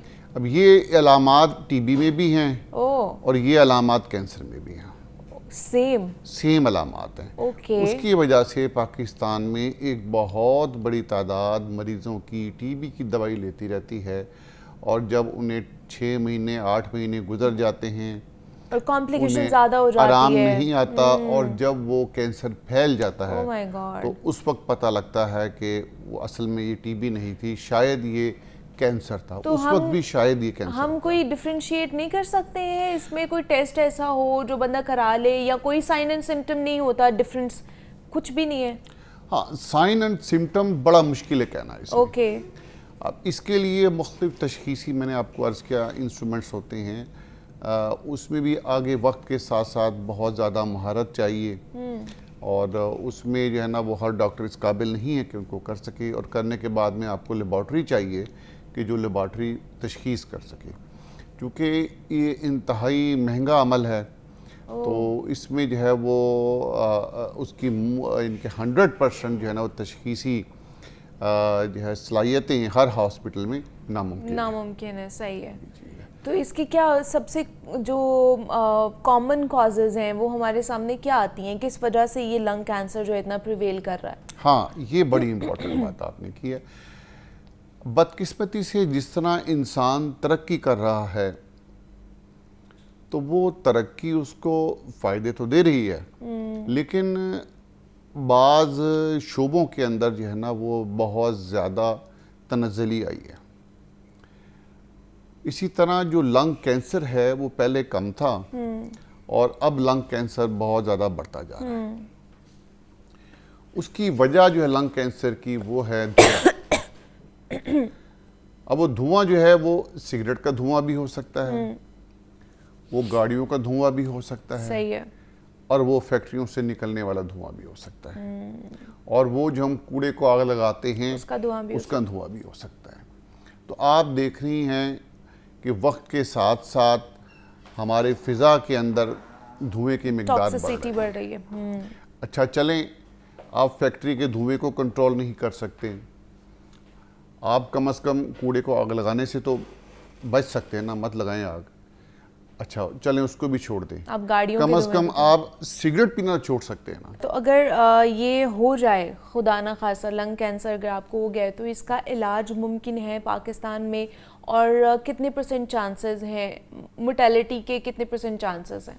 हाँ, देखिए जी, ये डिपेंड करता है कि किस स्टेज पे तशख़ीस हुई। ठीक है। और मैंने अर्ज़ किया, जो तरक्की याफ्ता ममालिक है दुनिया में, यूरोप, बरतानिया, अमेरिका, वहाँ पर भी इसकी तशख़ीस एक बड़ा मुश्किल अमल है, और इसमें बहुत ज़्यादा आपके जो है वो इकॉनमी इन्वॉल्व है, बहुत ज़्यादा आपको ख़र्चा करना पड़ता है इसकी तशख़ीस के लिए। और पाकिस्तान एक गरीब मुल्क है, यहाँ पर पहले ही आपके पास दूध पीने के पैसे नहीं हैं, आपके पास अपनी सेहत पे खर्चने के लिए पैसे नहीं हैं, तो इसका मतलब ये नहीं है कि आप जो है वो सिगरेट पिएं और उसके बाद में आप जो है वो रियासत पे बोझ बन जाएं। जी मेरा आप जो है ना वक्त पे तशख़ीस करें और वक्त पे इलाज करें। इसकी तशख़ीस एक इंतहाई मुश्किल अमल है। ठीक है। उसके लिए आपको CT स्कैन चाहिए होता है। लेकिन आम आवाम के मफाद आमा के लिए मैं अर्ज़ कर रहा हूँ कि अगर आपके एक्सरे पे कोई दाग आ रहा है और उसके साथ आपको खांसी में खून आ रहा है और साथ वज़न कम हो रहा है, तो फिर आप को जो है ना वो खदशा है कि आपको लंग कैंसर हो सकता है। ठीक है। उसके लिए ज़रूरी है कि आप जो लंग्स के स्पेशलिस्ट होते हैं चेकअप कराएं। उनको ज़रूर जाएं। वो फिर आपका CT स्कैन कराएंगे और उसके बाद में एक ब्रोंकोस्कोपी होती है, ब्रोंकोस्कोपी करेंगे। या अगर आपके फेफड़ों पे पानी हो गया है, उसमें भी अब जिद्दत आ गई है, उसकी भी जिस तरह लेप्रोस्कोपी होती है उस तरह वीडियो प्लोरोस्कोपी कहते हैं। ठीक है। अभी हमने जिना हॉस्पिटल में ये स्टार्ट की है 3 महीने पहले। तो वो प्लोरोस्कोपी करके हम जो है ना फिर जो उसके दाग होता है जिस जगह पर, उसका पीस लेके उसकी जो है तशख़ीस कराते हैं। तो उसमें जो है ना हमें वो कैंसर की तशख़ीस होती है। ठीक है। अब अगर तो आपके जिस्म में कैंसर फैल गया तो फिर तो इसका इलाज तकरीबन नामुमकिन है। लेकिन अगर ये इब्तदाई स्टेजेस के ऊपर है तो इसका जो है वो इलाज मुमकिन है। और लेकिन इसकी अद्वियात इंतहाई महंगी हैं। सही। और इसका जो है वो ड्यूरेशन भी निस्बतन ज़्यादा है दूसरे कैंसर की निस्बत। तो ये लंग कैंसर पूरी दुनिया के लिए और जो हेल्थ की एजेंसीज़ के लिए बहुत बड़ा चैलेंज है, क्योंकि जब तक हम धुआं जो है वो कम नहीं करेंगे तब तक ये उस प्रॉब्लम वक्त तक जो है इस प्रॉब्लम से निजात हासिल करना बहुत ठीक मुश्किल है। तो इसलिए ज़रूरी है कि आप इस तरह की बीमारियों का शिकार हों, आप अपना लाइफस्टाइल बेहतर कर लें।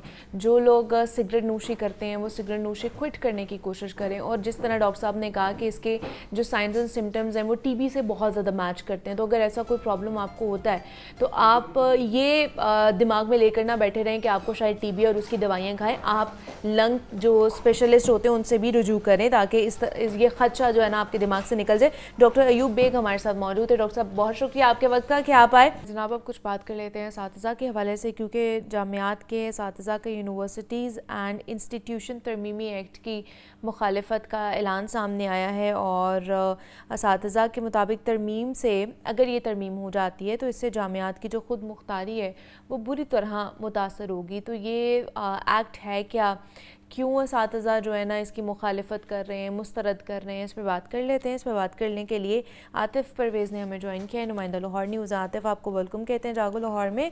क्या मामला है आतिफ़, ये सबसे पहले तो बताइए यूनिवर्सिटीज़ एंड इंस्टीट्यूशन तरमीमी एक्ट है क्या? शुक्रिया आपने मौका दिया इस अहम मौजू पर गुफ्तगू के लिए। यूनिवर्सिटीज़ एंड इंस्टीट्यूट एक्ट जो है ये एक प्राइवेट मेंबर की तरफ से पंजाब असम्बली में पेश किया गया, जो कि हुकूमती पार्टी के रहीला खादम हुसैन और उस पहले से ये एक्ट मौजूद है, उसमें तरमीम की गई है। उसके मुताबिक जो यूनिवर्सिटीज़ की सिंडिकेट हैं उसमें अब अवामी नुमाइंदे यानी कि MPs की तादाद को बढ़ाया गया है। पहले 1 MP होता था, अब उसकी तादाद को 3 कर दिया गया है। तो ये 3 MPs जो आएंगे सिंडिकेट में, इस पर अब जो यूनिवर्सिटी के असातिज़ा हैं और बाज़ यूनिवर्सिटीज़ की इंतज़ामिया जो है वो सामने तो नहीं बात कर रही, लेकिन उनको इस पर इतराज़ात हैं और वो किसी न किसी ज़रिए से इन इतराज़ात को और अपने तहफ़्फ़ुज़ात को बयान कर रहे हैं मीडिया से भी। नहीं तो क्यों मुखालिफत क्यों कर रहे हैं, क्या वजह है? उनकी वजह ये है कि कहते हैं कि जब MPs की तादाद बढ़ जाएगी तो उसका मकसद तो यही होता है कि अपने फ़ायदे हासिल करना। अच्छा। क्योंकि पहले तो सिंडिकेट मौजूद है, उसमें भी 1 MPA मौजूद है, उसमें महकमा ख़जाना से भी है, हायर एजुकेशन डिपार्टमेंट से भी है, जुडिशरी से भी एक जो नुमाइंदा मौजूद होता है। तो ये असातिज़ा का कहना है कि इनकी तादाद बढ़ाने के मकसद ये है और अभी तक समझ नहीं आ रहा है कि क्या वाज़ेह मकासद हैं कि जिसको देखते हुए ये तादाद में इजाफा किया गया है। अब अगर बात कर लीजिए कुछ जो पुरानी यूनिवर्सिटीज़ हैं उनमें सिंडिकेट है और सिंडिकेट में वज़ीर तालीम भी शामिल होता है और गवर्नर भी शामिल होता है। तो ये कहते हैं कि पहले से जो प्लेटफॉर्म मौजूद हैं उनमें अवामी नुमाइंदे मौजूद हैं, उनकी नुमाइंदगी मौजूद है, उसके बावजूद जो है ये तादाद में इजाफा कर दिया गया है। और इसकी मंतक अभी तक समझ नहीं आ रही, सिर्फ़ और सिर्फ ये कि अवामी नुमाइंदों को खपाया जाए, उनको जो है उनकी जो नुमाइंदगी जो है इस तरह के सिंडिकेट में और जो दूसरे इदारे हैं उसमें भी बढ़ाया जाए। इसके साथ साथ हमने देखा कि पंजाब एजुकेशन फाउंडेशन का जो एक्ट है उसमें भी तरमीम की गई और उसमें भी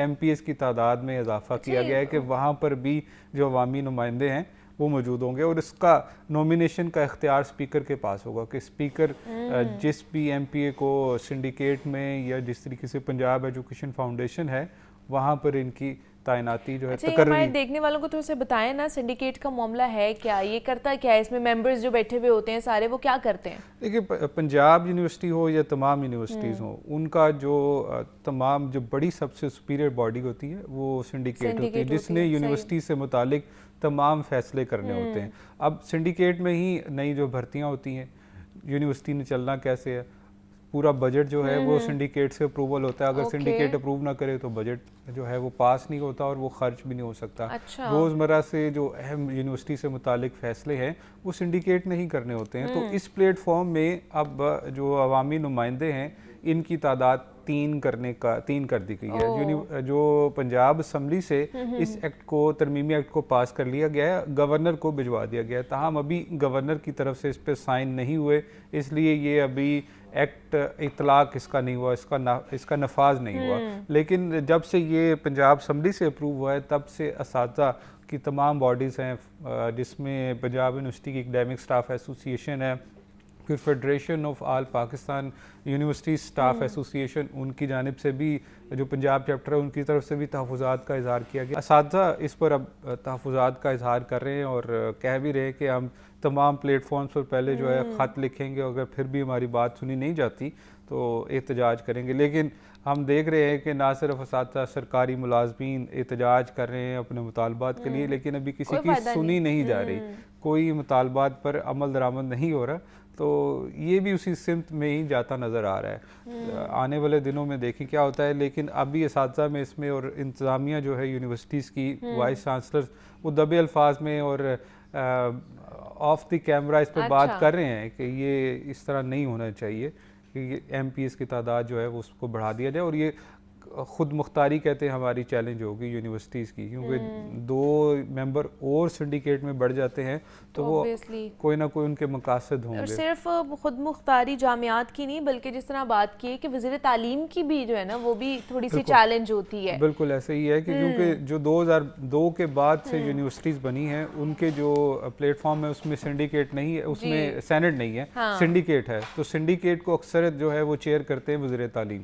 तो ये मामला तो थोड़ा सा कह लें कि पेचीदा मामला होता जा रहा है। तो देखते हैं कि क्या होता है आने वाले दिनों में।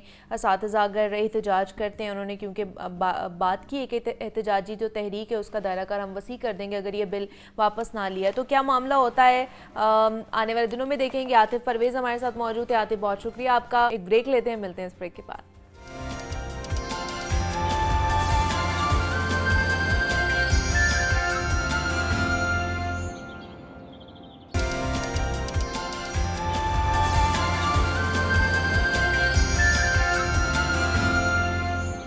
वेलकम बैक टू जागो लाहौर। जनाब, चूँकि आज जुम्मे का मुबारक दिन है और आपको पता है कि उसकी मुनासबत से हम एक सेगमेंट भी आप लोगों के लिए लेकर आते हैं ताकि कुरान मजीद से, दीन इस्लाम से, हुजूर पाक सल्लल्लाहु अलैहि वसल्लम की ज़िंदगी में से जो चीज़ें हमें मिलती हैं हम वो इकट्ठी कर सकें, वो जान सकें, तालीमात हासिल कर सकें और उससे फ़ायदा हासिल कर सकें अपनी ज़िंदगी को संवारने के हवाले से। तो आज एक बड़ा ही कॉमन टॉपिक है, लेकिन उसके ऊपर बात बहुत ज़्यादा होती है और बहुत सारी तोहम परस्तियाँ भी उसके साथ जो है ना वो जोड़ी जाती हैं। आज हमने नज़र बद के हवाले से बात करनी है कि नज़र जो है ना, बहुत से लोग कहते हैं नज़र खा जाती है, नज़र बद लग जाती है तो इंसान जो है ना वो मौत के मुंह में भी चला जाता है। ये सारी इस तरह की चीज़ें ना हमें अपने मुआशरे में सुनने को मिलती हैं। बहुत से लोग कहते हैं जी आपको कोई खुशी की चीज़ है, आपको कोई अचीवमेंट हो रही है, कोई खुशी की खबर है, कोई भी ऐसी चीज़ वो आपको नहीं बतानी चाहिए, नज़र लग जाती है। छोटी सी चीज़ भी आपको नहीं बतानी चाहिए। तो वाकई नज़र लगती है, कब लगती है, और अगर नज़र लग जाए तो हमें क्या करना चाहिए? हुजूर पाक सल्लल्लाहु अलैहि वसल्लम की ज़िंदगी से हमें क्या तालीमात मिलती हैं इस हवाले से? तो ये सारा टॉपिक है जिसके ऊपर हमने बात करनी है। उस पर बात करने के लिए मुफ्ती बहराम शाहिद साहब ने आज हमें ज्वाइन किया है। बहराम साहब, आपको खुश आमदीद कहते हैं जागो लाहौर में, और साथ ही साथ हाफिज़ शफीक साहब ने भी हमें ज्वाइन किया है। हाफिज़ साहब, आपको भी खुश आमदीद कहते हैं जागो लाहौर में। बहराम साहब, आपसे शुरू करूँगी।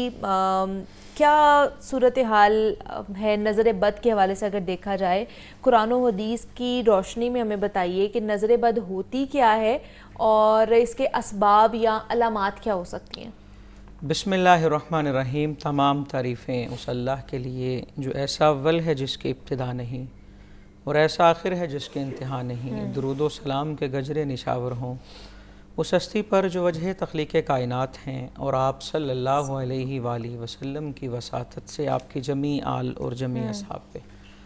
यकीनन ये एक ऐसा उन्वान है जिसको लेके बहुत सारी गलत फहमियाँ भी मुआशरे के अंदर हैं, और बहुत सारे लोग तो ऐसे भी नज़र आते हैं वो सिरे से इनकार कर देते हैं, वो कहते हैं ऐसी चीज़ ही कोई नहीं। और कुछ लोग इस चीज़ को अपने ऊपर इतना हावी करते हैं कि वो हर चीज़ को ही नज़र बद के अंदर ले जाते हैं। और आपने बहुत खूबसूरत टॉपिक का इंतखाब किया है। सबसे पहले हम नबी अकरम सल्लल्लाहु अलैहि वसल्लम के फ़रामीन को अगर देखें तो आप इरशाद फरमाते हैं कि नज़र का लग जाना ये बात साबित है। ऐसा होता है कि नज़र लग जाती है। कब लगती है? कोई टाइम नहीं है इसका। सही है। कैसे लगती है? किसी भी तरह लग सकती है, गैर इरादी तौर पर भी लग सकती है। और नबी अकरम सल्लल्लाहु अलैहि वसल्लम के अगर अहदीस का हम मुताला करें तो बाज़ दफ़ा ऐसा हुआ कि सिदरा के नशीं हज़रत जिब्रील अमी आते हैं। इमाम अहमद बिन हम्बल इस हदीस को नकल करते हैं जिसका मफ़हूम अर्ज़ कर रहा हूँ। वो आके नबी अकरम सल्लल्लाहु अलैहि वसल्लम को अल्लाह के नाम और अस्मा के साथ दम करते हैं, और उसके अंदर इस बात का भी दम है कि आप पे जो नज़र के असरात हैं अल्लाह पाक उससे आपको शिफा अता फ़रमाए। और आप अलैहिस्सलातु वस्सलाम अपने शहज़ादों को दम कर रहे हैं। हज़रत इमाम हसन और इमाम हुसैन रज़ी अल्लाह ताला अन्हुमा को नज़र बद उतारने के लिए अम्मा आयशा सिद्दीक़ा रज़ी अल्लाह ताला अन्हा से रिवायात मरवी हैं नज़र बद के इलाज के लिए। ये चीज़ एक साबित है, मुसलमा हकीकत है। लेकिन इसके अंदर जो बात सबसे बुनियादी है वो ये है, एक हदीस पाक में फ़रमाया आप अलैहिस्सलातु वस्सलाम कि अगर कोई चीज़ तकदीर से सबक़त ले जा सकती है तो वो नज़र है। अच्छा, यहाँ पे कुछ लोग इस हदीस में ये समझ लेते हैं कि नज़र तकदीर पे गालिब आ जाती है। ऐसा नहीं है। आपने फरमाया अगर कुछ चीज़ सबकत ले जा सकती तो वो नज़र बद है, यानी कि तकदीर ही सुपीरियर है और उस पर ये सबकत नहीं ले जा सकती। सिर्फ एक मुबालगतन इसको बयान करने के लिए मुबालगा है ये। और कुरान की वो आयत सूरह बकरा की पेश नज़र रहनी चाहिए, वमा हुम बिदारिन बिही मिन अहदिन इल्ला बिइज़्निल्लाह। अक्सा ने ज्वाइन किया है डेरा गाजी खान से। अस्सलाम वालेकुम मैम, मेरा सवाल आपसे ये था कि अगर नजर बद लग जाए। हेलो जी जी, बोले बोले। मेरा सवाल ये था कि अगर नजर बद लग जाए तो उसके बाद हमें क्या करना चाहिए, मतलब उसके सिम्पटम्स क्या होंगे नजर बद के, हमें सिम्पटम्स बता दें। ठीक है जी, नजर बद लग जाए तो उसके बाद क्या करना चाहिए, उसकी रेमेडीज या क्या पढ़ सकते हैं, क्या कर सकते हैं? नजर बद का पहला तरीका तो ये है कि अगर आपको पता हो कि मुझे इसकी नज़र लगी है तो उसको कहें कि वो अपने वुज़ू का पानी एक जगह जमा करे और उसके बाद पीछे उसके आदमी को जिसको नज़र लगी है उसके पीछे बहा दिया जाए। ठीक है। तिब्बी एतबार से भी और नज़र बद के एतबार से वो तमाम मरज़ जो आपके अंदर जरासूमों की शक्ल में दाखिल हो रही वो निकल जाएगी। और इसी तरह दूसरा तरीका ये है कि आप दुआएं पढ़ें। दुआओं में सबसे पहले दुआ औज़ु बि कलिमातिल्लाहि ताम्माति मिन कुल्ली शैतानिन व हाम्मा व मिन कुल्ली ऐनिन लाम्मा। ये पहली दुआ है। मैं 2-3 दुआएं देता हूँ जो भी याद हो जाए। और इसी तरह दूसरी दुआ बहुत ही अहम है। एंग्जाइटी हो, घबराहट हो, जादू हो, जिन हो, शैतान हो, नज़र बद हो, हसद हो, सब के लिए ये मुफीद दुआ है। औज़ु बि कलिमातिल्लाहि ताम्माति मिन ग़ज़ाबिहि व इक़ाबिहि व शर्रि इबादी व मिन हमाज़ाति शयातीन व अन यहज़ुरून। मैं जितना भी कहरो गज़ब इंसानों, जिन्नों, शैतानों की तरफ से किसी किस्म का भी कहरो गज़ब आ रहा है, अल्लाह के ताम कलिमात के साथ इनके वसवास, इनकी बुरी हरकतों से अल्लाह की पनाह चाहता हूँ और उनके हाजिर होने से भी।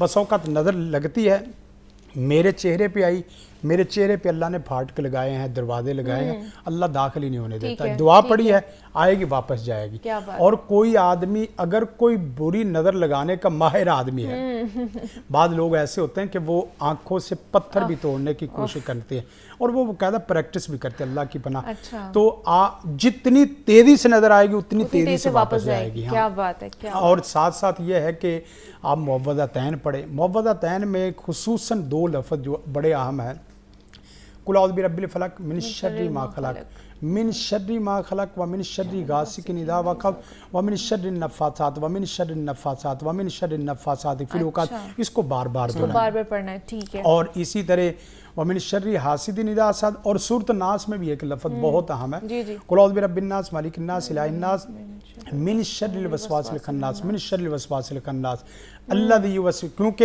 अब देखें दोनों में थोड़ा सा एक जुमले में फ़र्क यह है कि फलक से आपके जिस्म की जमी बीमारियां खत्म होती हैं और नास से आपके अंदर की जमी बीमारियां जो आपके दिल को मुतासर करता है, यानी आपके दिल के मसाइल हैं, उसके लिए सूरत नास को और जिस्म की आम तौर पे फलक को पढ़ें, अल्लाह रहमत फरमाए। उसके एक सादा तरीका यह है, 6 चीज़ें 6 औकात में पढ़नी शुरू कर दें। अच्छा, सूरत फातिहा, ठीक है, आयतुल कुर्सी ओके, और 4 कूल।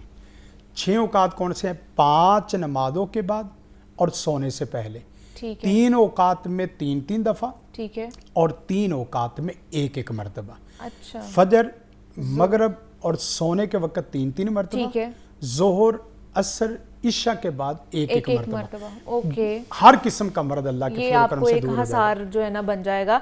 शहजाद साहब उन्होंने हमें ज्वाइन किया है कॉल के। अस्सलाम वालेकुम। वालेकुम सलाम जी, क्या सवाल करना चाहेंगे? अभी साहब ने ना बताया था, मैं शो देखा था कि नजर बद लगी हो ना तो बदबू का पानी बैग पे गिराना सर के पीछे। तो मुझे ना वो सुना नहीं गया, तो ठीक है अपने बदबू का पानी गिराना है या जिसके हो उसके? अच्छा, वो कह रहे हैं अगर जिसकी अगर तो लगी है हाँ, उसके- जिसकी नजर देखे, इस तरह करता तो कोई नहीं है वैसे, और ना ही पहचानी जाती है, लेकिन अल्लाह के रसूल का ये तरीका है, ठीक है, कि अल्लाह के रसूल सल्लल्लाहु अलैहि वसल्लम के सामने जिस वक्त 2 अहबाब की जो ना वो बात सहाबा कराम की बात है, तो आपने फरमाया क्या तू अपने भाई को कत्ल करना चाहता है? ठीक है, तो उसके तरीके में ये है, तो वो वुज़ू करके इब्ने कय्यम अलैहिर्रहमा ने फरमाया है कि जिस वक्त वुज़ू का, उसमें ये नहीं है कि कुल्ली करेगा, यानी कुल्ली करके इस तरीके वो पूरा इस तरीके से हाथ वगैरह और बाजू वगैरह धोएगा और इसी तरह साथ पाँव वगैरह, तो उसके बाद एक बर्तन में जमा करके उसको पीछे बहा लें। और अगर वैसे किसी का नहीं करना तो आप एक तरीका करें, ये मैं तकरीबन तमाम नाज़रीन सामीन के लिए बता रहा हूँ कि कम अज़ कम घर में माँ बाप अपने बच्चों को हफ्ते में 1 दिन नजर बद और जादू हसद का गुस्ल लाजमी करवाएं। अच्छा, और उसका तरीक़ेकार ये है, जुमे वाला दिन है, ये इतवार को है, जिस दिन में सब बच्चे ही गुस्ल करते हैं, सही है। एक टॉप वगैरह ले लें या बाल्टी है, उसके अंदर एक जग या एक गिलास पानी दम करें और उसके अंदर फातिहा, आयतुल कुर्सी, 4 कुल और नजर बद की जो दुआएं मैंने बताई हैं, इसी तरह पानी लेके हाथ रखे, फूंक नहीं मारनी। अल्लाह के रसूल ने पानी में या खाने पीने की चीज़ों में फूंक मारने से मना फरमाया। ये मुफ्ती साहब गिलास पकड़ाना, मैं आपको थोड़ा सा इसी तरह तजर्बा, तो इसी तरह हाथ में लेंगे और उसके बाद पढ़ना शुरू कर दें, और पढ़ने के बाद यही पानी टब में एक बच्चे के लिए थोड़ा सा इस तरह डाल लें, वो उससे गुस्ल कर ले पूरा, दूसरे बच्चे हाँ, के लिए थोड़ा और सा दूसरा डालें, उसी तरीके से वो कर ले, तो अल्लाह ताला उससे रहमत फरमा देगा। क्योंकि फूंक मारने वाला ना मामला, वो फूंक से अल्लाह के रसूल ने मना किया है, तो आप ये कर सकते हैं। जी जी। मुफ्ती साहब आपकी तरफ आऊँगी। बहराम साहब, हमारे घरों में यूजुअली क्या होता है कि नज़र लग जाती है तो हमारी माएँ क्या करती हैं, 7 मिर्चें ले ली, वो वार दी, अंडा वार के फेंक दिया, नमक या चीनी ये चीज़ लेकर वार दी, या फिर जो माचिस की तीलियां होती है ना वो भी वार देते हैं, कि इससे पता चलता है कि अच्छा अगर ये ज़्यादा हुई इसकी आग या जो भी, आई डोंट नो कि ये क्या मंतक है, लेकिन वाकई ऐसा होता है, ये करना चाहिए हमें कि नहीं करना चाहिए? बिस्मिल्लाहिर्रहमानिर्रहीम। देखें जी, इसके अंदर तो 2 तरह से इलाज, अभी तक जो गुफ्तगू हुई, तरीक़ाकार मुख्तलिफ हो सकता है, मामलात मुख्तलिफ हो सकते हैं।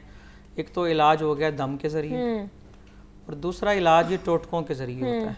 अब रही बात ये, क्या टोटके करना जो हैं वो जायज़ हैं कि जायज़ नहीं है, जब तक कोई टोटका ऐसा जो खिलाफ शरअ ना हो, उस पर मुमानत नहीं। मिसाल के तौर पे मोता इमाम मालिक के अंदर भी ये एक हदीस दर्ज है। उस पे इमाम मालिक रहमतुल्लाह ताला अलैह ये अपना तबसरा ये करते हैं कि जो पट्टा बांधा जा रहा है, जो धागा बांधा जा रहा है, ये नज़र बद के इलाज के लिए है। ओके। कुछ लोग धागा भी बांध देते हैं, जी, तावीज़ कुछ भी लोग दे देते हैं। तावीज़ ले लेते हैं। हाँ, तावीज़ में कुछ हदीसों में आया मना किया गया शिर्क है, ठीक है। कहीं से इसका सबूत है। मतलब क्या वो तावीज़ दो बातें हैं जिसके अंदर लातो मनातो उज़ा काले जादू वाले मामलत वो नाजायज़ हैं, हराम हैं, शिर्क हैं। एक तावीज़ वो है जिसके अंदर इसी तरह कुरान की आयत लिखी जा रही है, कोई चीज़ लिखी जा रही है, वो जायज़ है, लेकिन ये समझना कि मुझे शिफा तावीज़ ने दी है ये गलत ये है। अल्लाह ने दी। ये बात मैंने पहले अर्ज़ कर दी, मुअस्सिर हकीकी अल्लाह की ज़ात है। हर लिहाज से हमें ये समझना चाहिए। अगर कोई मिर्चें घुमाने वाला ये समझे मिर्चों ने शिफा दी है तो ये गलत है। ये टोटके हैं, दुरुस्त हैं, कर सकते हैं, इन पर दम करें, जिस तरह पानी का कहा जा रहा है मिर्चों पे दम करके, या कई लोग वो को लोहे की चीज़ रख देते हैं। हर एक का अपना अपना तरीका होता है। इंसान की अपनी सेटिस्फेक्शन बहुत ज़रूरी होती है, लेकिन याद रहे वो अपना अकीदा ख़राब ना करे। नबी अकरम सल्लल्लाहु अलैहि वसल्लम ने इसी तरह एक बात इरशाद फरमाई तो एक सहाबी अर्ज़ करने लगे कि आपने फरमाया कि बीमारी फैलती नहीं। बाज़ औक़ात मिर्चें घुमाने वाला समझता है जी मैंने घुमाई तो मुझ पर आ जाएंगे, दम करने वाला समझता है जी मैंने दम किया तो मुझ पर आ जाए। आम लोगों की बात हो रही है। तो आपने फरमाया बीमारी जो है ना इस तरह ट्रांसफ़र नहीं होती। ठीक है। अर्ज़ किया कि हम देखते हैं कि एक ऊँट को खारिश लगती है तो बाकी ऊँटों को भी तो लग जाती है जो खड़े हैं उसके साथ। बिल्कुल। तो आपने फरमाया पहले ऊँट को खारिश किसने लगाई? कहा जी अल्लाह ने। कहा बाकियों को भी उसने लगाई। ये सबब बना होगा, लेकिन मुसब्बिबुल अस्बाब, एक सेकंड, मुसब्बिबुल अस्बाब जो है वो अल्लाह के साथ। अच्छा, इसी तरह एक रिवायत में फरमाया जा रहा है फिर्रा मिनल मजूम फिरारका मिनल असद, कि जिसको कोड़ हो जाए ना उससे यूं भागो जैसे शेर से भागते। ठीक है, ठीक है। अब सवाल है, आम आदमी फिर परेशान है। कहीं कहा जा रहा है कुछ नहीं होता, कहीं कहा जा रहा है भाग जाओ। भागने का हुक्म इसलिए दिया जा रहा है कहीं अकीदा ख़राब ना हो जाए कि मुझे इसने बीमार किया है। कुरान का बड़ा वाज़ेह अंदाज मौजूद है, रब्बी अन्नी मस्सनी दुर्र व अंत अरहमुर राहिमीन। और एक और जगह रब्बी अन्नी मगलूबुन फंतसिर, के इंसान अपनी बेबसी में, बेकसी में, चले खुशहाली में, गम में, हर वक्त अपना मामला अल्लाह के सपुर्द करे। और ये सारे वसाइल हैं, ज़राए हैं, मौसर हकीकी अल्लाह। देखिए मुफ्ती साहब ने बहुत अच्छी बात की, लेकिन यह कि एक बात जो है ना, देखे हम जब चोर दरवाजे ना खोलें तो चोर नहीं आएगा। ये एक भी हदीस ऐसी नहीं है जिसमें अल्लाह के रसूल ने खुद तवीज़ दिया हो, और 20 हदीसें ऐसी है जिसमें तवीज़ को शिरक कहा है, मना फरमाया है। ठीक है। लिहाजा ये मर्चे, ये कील, ये धागे, ये सब शिरक में लोगों को डाली जाती है। लिहाजा और अल्लाह के रसूल सल्लल्लाहु अलैहि वसल्लम की हदीस में देखे मन अल्लाह का तमीमतन फ़क़द अशरका, जिसने तवीज़ पहना शिरक किया। दूसरी बात अल्लाह के रसूल की हदीस है फ़ला वदा अल्लाह, जिसने तवीज़ पहना अल्लाह ताला उसको कभी उसका कोई काम पूरा ही ना होने दे। अच्छा। और तीसरा काम यह है कि जिसने कोई तवीज़ पहना, ये हदीस है में, जिसने तवीज़ पहना उसको अल्लाह ज़िंदगी में कभी सुकून ना होने दे। और एक हदीस में है, ये तो हद है, मा अफलह ताबदा, जिसने तवीज़ पहनना, अगर वो तवीज़ पहन के, धागा पहन के इसी तरह मर गया, ज़िंदगी में मरने के बाद कामयाब ना हो। Oh my God. ये हदीसों के लफ्ज़ मैं कोट कर रहा हूँ। और जो लोग तवीज़ देते हैं ना, उनके पास एक भी हदीस नहीं है, एक भी हदीस। मैं वादे कह रहा हूँ, कोई एक आलिम दिखाए कि अल्लाह के रसूल ने एक भी हदीस में, एक मन घड़त किस्म की, हमें अल्लाह से डरना चाहिए कि वो अल्लाह के रसूल की तरफ मंसूब की जाती है कि उन्होंने फलां के तकिए के नीचे ये चीज़ रखाई, मन घड़त तरीन है, ज़ईफ़ भी नहीं है। अल्लाह के रसूल सल्लल्लाहु अलैहि वसल्लम का तरीका क्या है कि उईदुकुम बिकलिमातिल्लाहि ताम्मत, कुरान मजीद पढ़ा जाए, कुरान करीम सुना जाए, और उसको मुख्तलिफ तरीके से जो इस्तेमाल वाली चीज़ें हैं वो इस तरीके से इस्तेमाल करें। बाकी ये मर्चे मुर्चे सब हराम इनका अपना पॉइंट ऑफ व्यू है। एक हदीस पेश कर दे रहा मुफ्ती साहब, मैंने अभी अर्ज किया, मैंने कितनी हदीसें पेश की हैं। देखिए इन्होंने कहा ऐसे गिलास पकड़ना है, ऐसे हाथ रखना, टप डालना है, ये हदीस बता दें कहाँ। देखिए मैंने बताया ना, मैंने मुझे वो अल्फाज पढ़ के बता दें, हदीस नहीं, अल्लाह मुझे वो अल्फाज पढ़ के बता दें जिसमें लिखा है किबला ऐसे हाथ रख के पढ़ना है और एक बच्चे के टब में यूं डालना है। ये मुझे हदीस पढ़ के बताता हूं ना, मैं बताता हूं, आप सुन ले। अल्लाह के रसूल सल्लल्लाहु अलैहि वसल्लम का तरीका है, मुझे बता दें जी हदीस नंबर क्या, मैं अभी निकाल लेता हूं। अभी आप देखे थे जी, बताएं जी। अल्लाह के रसूल सल्लल्लाहु अलैहि वसल्लम का तरीका, मैं हदीस भी पढ़ता हूं और दुआ भी पढ़ता हूं। जी बता दें हदीस नंबर जी, मैं निकाल लूं आपके सामने, मतन पढ़ लेते हैं जी। खामोश होंगे कि अल्लाह के रसूल सल्लल्लाहु अलैहि वसल्लम को पता चला कि ये फलां जगह इसकी दर्द है, मर्द की जगह पे और जिस जगह पे जो भी चीज़ करनी, दम करना है ना, अल्लाह के रसूल ने हाथ रखा, फरमाया कि 3 दफ़ा पढ़ो बिस्मिल्लाह बिस्मिल्लाह बिस्मिल्लाह। और देखो ये लफ्ज़ है कि नहीं, हाथ रखा है कि नहीं, औद भी इज्जत इल्लाह, मैं लफ्ज़ पढ़ रहा हूँ, अरबी कोड कर रहा हूँ, बात हो रही है। देखिए भाई एक मिनट, नहीं ना, आप ये गुस्सा कर रहे हैं ना, आप गुस्सा कर रहे हैं, गुस्से वाली बात नहीं है। अल्लाह के रसूल की तरफ मंसूब करने की एक हदीस करूँ, मोता इमाम मालिक आपने पढ़ी है ना, मैंने लफ्ज़ पढ़े हैं, आप लफ्ज़ पढ़ो मोता इमाम मालिक के, मैं आपको बताता हूँ। क़ाला यहया समेतु मालिकन यक़ूलु अरा ज़ालिका मिनल आइनी, ये देखें जी, दिखा सकते हैं मालिक को नहीं, 1704 इमाम मालिक उस हदीस पे तबसरा करते हैं। आपको मैंने कहा हदीस दिखाओ, स्क्रीन पे जो हदीस चल रही है इसका भी रेफरेंस मौजूद है, इन्होंने उसका भी इनकार किया।